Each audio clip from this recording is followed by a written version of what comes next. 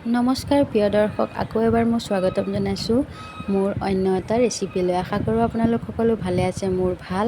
মই আজি বনাবলৈ ওলাইছোঁ মিক্স ভাজিৰ লগত চয়াবিন। আপোনালোকে কেনেকৈ খায় জনাবচোন।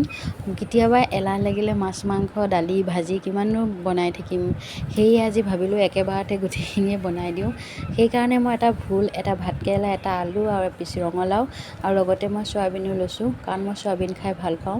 এতিয়া মই গোটেই চব্জিখিনি কাটি লৈ ধুনীয়াকৈ ধুই লৈ মই চয়াবিনখিনিও চেপি ল'ম। চেপি লৈ পেলাই মই গোটেই চব্জিখিনি বনাম। কেনেকৈনো বনাওঁ, কি কৰোঁ আৰু আহক চাই থাকক। যদি ভিডিঅ'টো চাই ভাল লাগে তেতিয়াহ'লে লাইক কমেণ্ট শ্বেয়াৰ কৰি দিব। প্লিজ চেনেলটো ছাবস্ক্ৰাইব কৰি দি আপোনালোকৰ মৰম দিব। আশা কৰোঁ ভালেই পাব চাই। ধন্যবাদ।